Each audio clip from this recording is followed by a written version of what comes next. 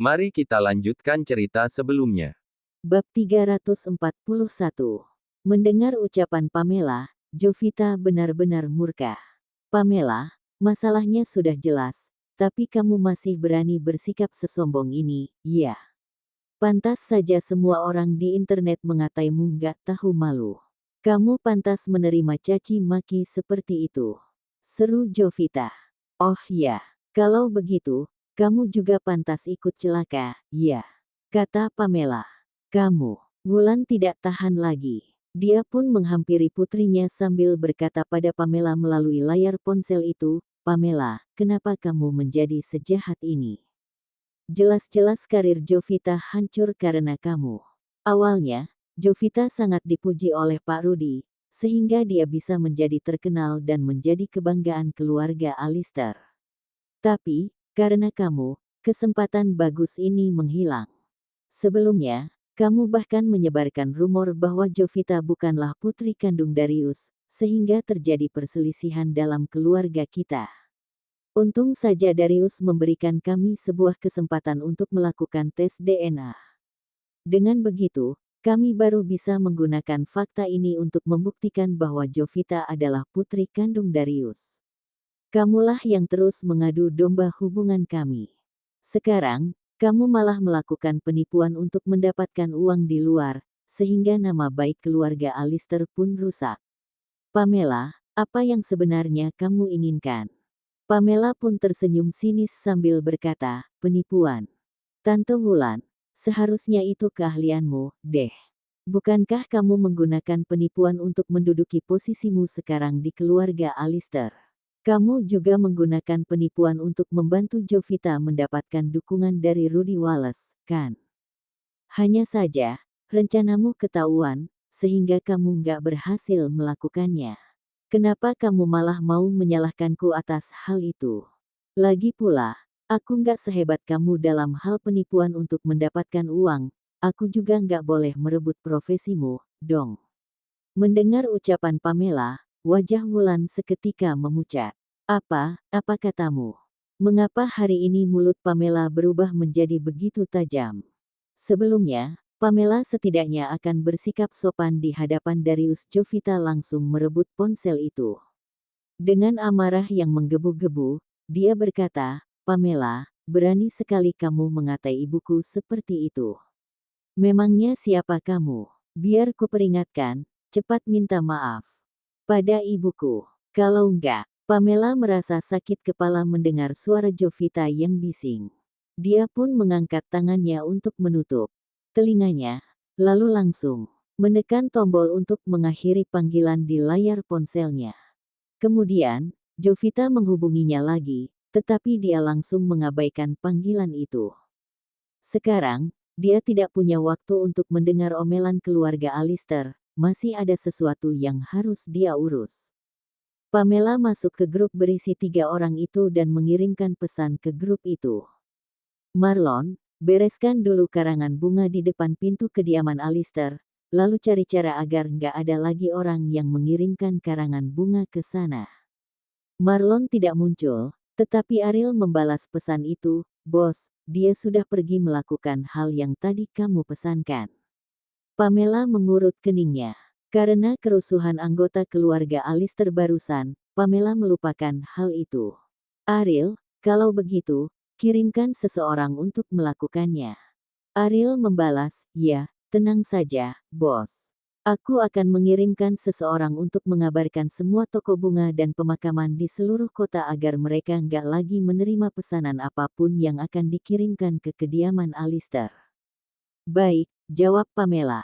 Kemudian, Ariel langsung pergi menjalankan perintah Pamela.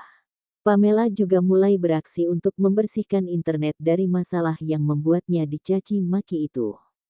Pamela membuka sebuah perangkat lunak khusus dengan logo berwarna merah di dalam folder yang terenkripsi di komputernya, lalu memasukkan serangkaian kata sandi dan masuk ke sebuah situs yang tidak bisa diakses oleh orang biasa.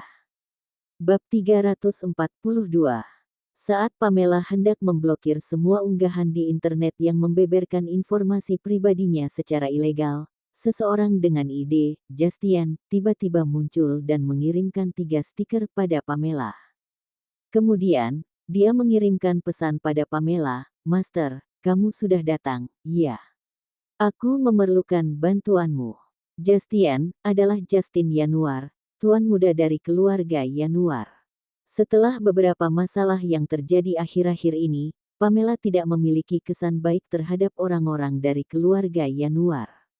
Dia pun membalas dengan cuek, "Apa itu?" Justin membalas lagi, "Temanku diekspos di internet. Master, bisakah kamu membantuku memblokir semua unggahan yang memfitnahnya dan membeberkan informasi pribadinya di internet? Isi semua unggahan itu nggak benar.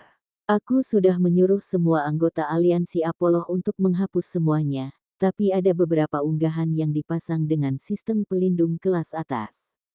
Teknologi kami belum mencapai tingkatan seperti itu." Pamela mengangkat alisnya dengan heran. Justin yang terobsesi melindungi kakaknya itu malah diam-diam membantu Pamela. Dia salah minum obat, ya. Di rumah sakit, Justin menatap Pamela dengan ekspresi penuh kekecewaan dan menunjuk Pamela sambil memarahinya. Mengingat hal ini, Pamela benar-benar penasaran. Dia pun bertanya, "Bukankah Pamela yang difitnah itu saingan kakakmu? Seingatku, sebelumnya, kamu selalu memarahinya. Sekarang, kenapa dia malah menjadi temanmu?" Justin membalas, "Dia memang saingan kakakku, tapi dia bukan orang jahat. Sebelumnya, dia juga pernah membantuku. Akhir-akhir ini, dia disalahpahami oleh kakakku dan hampir masuk penjara. Jadi, aku merasa bersalah. Aku nggak bisa melihatnya difitnah seperti itu, jadi aku mau membantunya. Master, tolong bantu aku. Kumohon." Meskipun Justin agak manja, dia lebih baik daripada kakaknya yang sok suci itu. Setidaknya, Justin pandai membedakan yang baik dari yang buruk dan tahu bertobat. Bagaimana mungkin Pamela tidak membantu Justin? Oleh karena itu, Pamela membalas dengan singkat, "Baik. Syukurlah. Terima kasih, Master," balas Justin dengan penuh semangat. Tidak sampai 3 detik kemudian, Justin baru menyadari sesuatu. Master, kenapa kamu bisa tahu kalau Pamela yang mau kubantu itu saingan kakakku? Sepertinya aku nggak pernah bilang nama saingan kakakku." Namun, Pamela sudah memulai operasinya, dia pun tidak lagi menghiraukan Justin. Justin malah mengirimkan sebuah stiker dengan ekspresi penuh kekaguman. Tak bisa dipungkiri, Master memang muni, salah satu dari 2 peretas terhebat di dunia. Master tahu segalanya. Pamela hanya terdiam. Apakah ini logika penggemar yang sudah kehilangan akal sehatnya? Pemuda ini benar-benar mengaguminya dengan membabi buta. Pamela terus mengetik sesuatu di papan ketiknya. Setelah dia memasukkan serangkaian kode yang rumit, dia langsung masuk ke sistem pengendalian Twitter. Justin tidak memiliki kemampuan untuk memasuki sistem pengendalian perusahaan besar dengan perlindungan ketat seperti ini, jadi dia hanya bisa masuk mengikuti ide Muni. Pamela membuka mesin pencari di sistem itu dan hendak mencari semua unggahan yang menjelek-jelekkan dirinya untuk menghapusnya. Namun, dia malah menyadari bahwa hasil pencariannya kosong, semua unggahan tentangnya sudah dihapus orang lain. Sekarang, internet sudah bersih. Unggahan orang-orang yang membeberkan sekolahnya, nomor teleponnya, alamat rumahnya dan informasi pribadi lainnya juga sudah dihapus semuanya.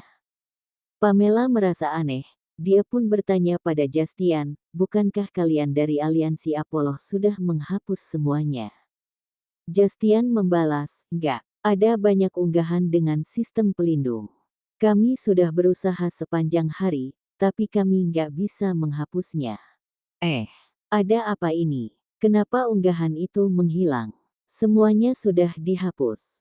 Pamela pun mengernyit. Jika bukan Justin dan yang lainnya, siapa yang melakukan hal ini? Bab 343. Tidak ada banyak orang yang bisa menyusup ke dalam sistem di balik layar yang terenkripsi dengan ketat seperti ini dan mengendalikannya dari jauh seperti Pamela. Siapa yang akan melakukan hal yang begitu berisiko demi Pamela? Master, coba lihat, sepertinya ini dilakukan oleh ide virtual itu. Justian menyadari seseorang yang sedang terus-menerus memblokir video editan Pamela yang tersebar di internet. Dalam waktu beberapa detik, video-video tersebut sudah diblokir semuanya, hingga tidak bisa diputar dengan normal lagi. Pamela memicingkan matanya untuk melihat ide peretas yang terenkripsi itu. Tanpa berpikir panjang, Justian mengirimkan pesan pada peretas itu, "Sang pahlawan, siapa kamu? Kenapa kamu mau membantu Pamela? Apakah kamu kenal dengannya?" Peretas itu tidak menghiraukan Justin, dia hanya memperhatikan hal yang sedang dia lakukan. Pamela pun tersadar, dia langsung mengirimkan pesan, "Akuala, lama nggak jumpa." Beberapa detik kemudian, pihak lawan membalas pesan itu, "Ya, lama nggak bertemu." Pertukaran salam yang singkat ini malah membuat Justin dengan ide, Justian, terkejut. "Wah, Akuala. Kamu Akuala, peretas nomor 1 di dunia," kata Justin, namun, Akuala masih saja tidak menghiraukan Justin. Pamela juga mengabaikannya. Akuala adalah seseorang yang misterius, yang dikenal sebagai peretas nomor 1 di dunia. Dia pernah mendapatkan juara pertama dalam kompetisi peretas global selama 10 tahun berturut-turut. Saat Pamela mulai mengikuti kompetisi itu, Akuala tidak lagi mengikutinya, jadi kedua orang ini tidak pernah bertemu sebagai lawan dalam kompetisi itu. Namun, karena performa Pamela dalam kompetisi peretas global juga sangat terkemuka dan setara dengan Akuala yang dulu, Pamela selalu dibandingkan dengan Akuala. 2 tahun yang lalu, mereka pernah bertemu sekali di sebuah forum peretas global. Bagi seorang peretas, kebocoran identitas adalah sebuah larangan. Semua orang yang menghadiri forum itu memakai topeng dengan kostum lengkap, jadi tidak ada yang mengetahui tampang asli yang lainnya. Mereka bahkan tidak bisa membedakan jenis kelamin lawan bicara mereka karena semua orang berbicara dengan alat pengubah suara. Pada saat itu, Pamela bertemu dengan Akuala untuk pertama kalinya. Setelah berinteraksi sejenak, mereka menyadari bahwa mereka memiliki banyak pandangan yang sama, sehingga mereka pun berteman. Namun, pertemanan antara mereka hanya didasari atas ketertarikan mereka terhadap aspek teknik satu sama lain. Mereka sama sekali tidak tertarik dengan identitas satu sama lain yang sebenarnya. Akan tetapi, pada kejadian kali ini, Akuala yang jarang muncul di internet malah datang membantu Pamela secara pribadi, membuat Pamela merasa sangat heran. Akuala tidak tahu bahwa Muni adalah Pamela, tetapi mengapa Akuala mau membantu Pamela? Pada saat ini, Justian masih terus mengirimkan pesan di kolom obrolan, aku senang sekali. Hari ini, aku bertemu dengan Muni dan Akuala secara bersamaan dan melihat pertemuan antara kedua peretas terhebat di seluruh dunia. Aku menyaksikan terbentuknya sejarah. Namun, tidak ada orang yang memedulikan kesenangan Justian. Pamela mengabaikan Justian, lalu bertanya pada Akuala, "Kamu kenal dengan Pamela yang sedang dibicarakan itu?" Akuala membalas, "Kenapa? Kamu juga kenal dengannya?" Kata "juga" memiliki arti bahwa Akuala mengakui bahwa dia kenal dengan Pamela, tetapi hal ini tidak bisa dipastikan. Pamela merasa agak terkejut, tetapi dia tidak ingin mengungkapkan identitasnya. Dia pun membalas, "Aku nggak kenal, hanya saja ada orang yang memintaku untuk membantu menghapus unggahan tentangnya." "Kalau begitu, kenapa kamu bisa kenal dengan Pamela? Sepertinya kamu sangat tertarik padanya, ya?" tanya Akuala. Bab 344. Sepertinya kamu sangat tertarik padanya, ya? tanya Akuala. Pamela terdiam. Melalui layar komputer, entah mengapa Pamela merasakan keagresifan yang sangat kuat, seperti seekor binatang buas yang sedang melindungi anaknya. Bisa dibilang, Pamela juga merasakan kekuasaan posesif yang terpancar dengan kuat. Sepertinya Pamela sudah menyinggung sebuah topik sensitif bagi Akuala. Peretas sangat defensif, jadi wajar saja jika mereka tidak suka mengungkapkan terlalu banyak hal tentang diri mereka sendiri. Pamela sudah melewati batas. Sambil memikirkan hal ini, Pamela tidak lagi banyak tanya. Dia pun mengalihkan topik pembicaraannya. Nggak apa-apa, aku hanya iseng saja. Oh ya, apakah kamu akan menghadiri konferensi peretas global tahun ini? Tergantung keadaan, jawab Aquala. Pamela bertanya lagi, kenapa? Keadaan seperti apa yang bisa menghalangi jalanmu? Aku sudah menikah, aku harus jaga keluarga, jadi mungkin aku nggak bisa pergi jauh, jawab Aquala. Pamela merasa bahwa hal ini sangat menarik. Dia tidak menyangka bahwa Aquala adalah seorang pria yang menjaga keluarganya dengan baik. Selamat, tapi, sungguh kebetulan, akhir-akhir ini, aku juga baru menikah, balas Pamela. Pada saat ini, Justian kembali menyela percakapan antara kedua orang ini. Dua master, jangan-jangan kalian berdua menikah di dunia nyata. Wah, kalau begitu, bukankah kalian akan menjadi pasangan top di dunia peretas? Oh ya, kalian pasangan pria dan wanita, kan? Master, kamu seorang wanita, kan? Aquala seharusnya bukan wanita juga, kan? Sebentar, jangan-jangan kalian berdua pria. Pamela pun terdiam. Begitu pula dengan Aquala. Pamela diam-diam mengusir Justian yang cerewet dari situs itu. Kemudian, Pamela berkata dengan sangat tulus pada Aquala, apapun yang terjadi, semoga aku bisa bertemu denganmu di konferensi peretas tahun ini. Aku sangat menanti untuk membahas tentang kelemahan dan teknologi perengkahan sistem Nova yang baru-baru ini dikembangkan oleh perusahaan X. Aquala membalas, ya, kalau ada kesempatan, mari kita berdiskusi.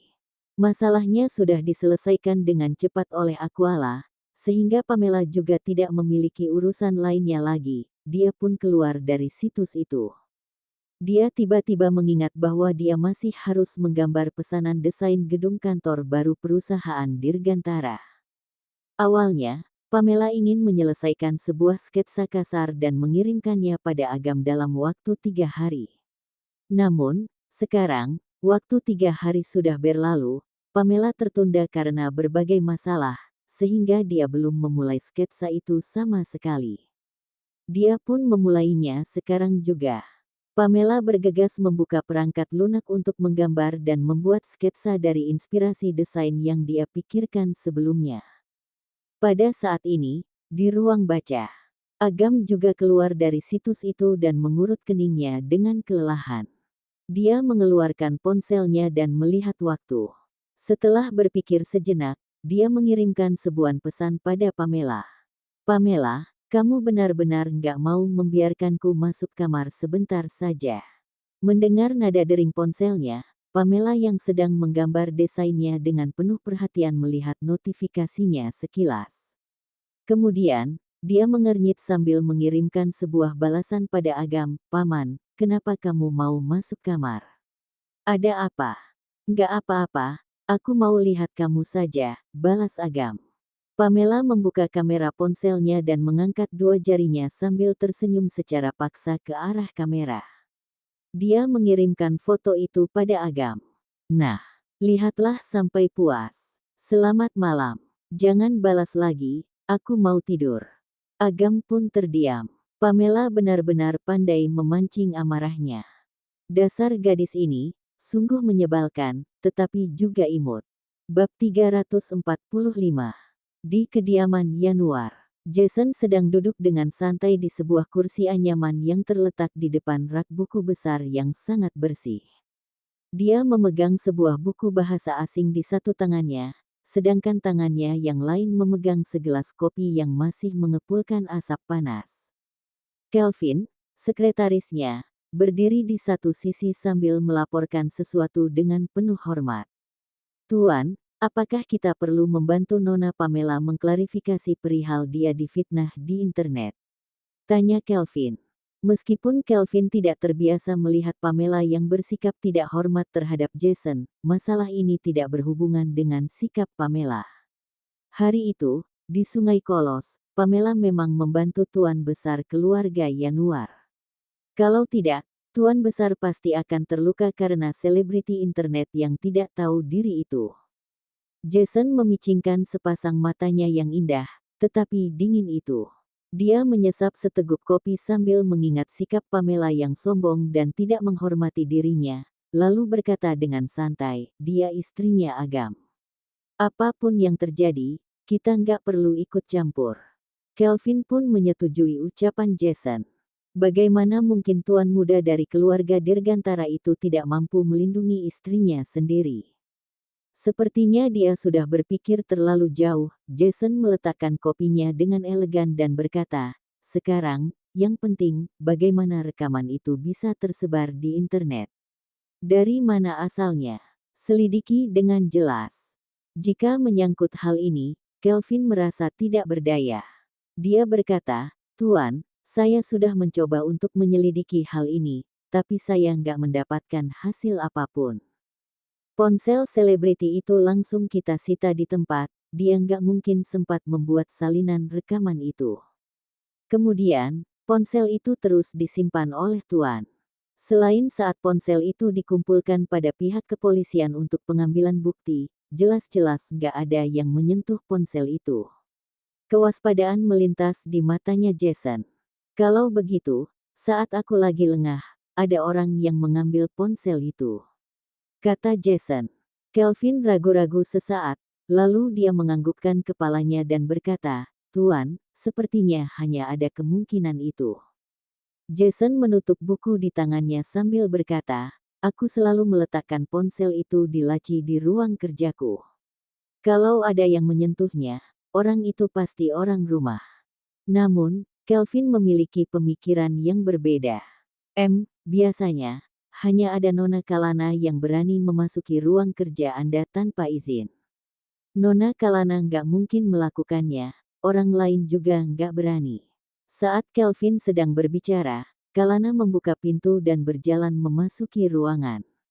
Dia membawa sepiring camilan di tangannya sambil tersenyum lebar. Kak, aku membeli camilan khusus untukmu, kata Kalana. Anak pintar, kata Jason. Jarang sekali Jason melihat adiknya tersenyum selebar ini. Meskipun dia tidak terlalu menyukai makanan manis, dia mengambil sepotong kue yang Kalana bawakan untuknya dan menggigitnya sedikit untuk mencicipinya. Kalana mengedipkan sepasang matanya dengan sangat antusias sambil bertanya, bagaimana? Enak, nggak? Jason tersenyum dengan lembut sambil menjawab, enak, kue yang Kalana beli tentu saja enak. Mendengar ucapan kakaknya, Kalana pun tersenyum dengan sangat manis. Jason merasakan rasa manis yang tersebar dalam mulutnya. Kemudian, dia tiba-tiba menatap adiknya yang polos untuk sesaat. Dia terdiam sejenak, seperti sedang memikirkan sesuatu. Kemudian, dia bertanya, Kalana, dalam 2 hari terakhir, apakah kamu memasuki ruang kerja kakak dan menyentuh ponsel yang terletak di dalam laci itu? Kalana tercengang sesaat, lalu dia menjawab dengan ekspresi polos, enggak kok. Kenapa? Jason agak memicingkan matanya dan bertanya lagi, kamu tahu nggak Pamela difitnah di internet? Ekspresi bersalah melintas sekilas di wajahnya Kalana, tetapi dia bergegas menganggukkan kepalanya dengan tenang dan menjawab dengan gaya patuh, ya, saat aku sedang makan di luar dengan temanku, aku mendengarnya dari gosip orang lain. Tapi, aku belum sempat mencarinya di internet. Apa yang terjadi, Kak? Jason mengernyit, tatapannya yang lembut mulai menggelap. Kalana, kamu benar-benar nggak tahu apa yang terjadi? Tanya Jason. Aku benar-benar nggak tahu, kata Kalana sambil menggelengkan kepalanya dengan rasa bersalah. Ekspresinya sedih, matanya juga seketika berkaca-kaca. Kak, kamu mencurigaiku, ya? Tanya Kalana. Cerita bersambung.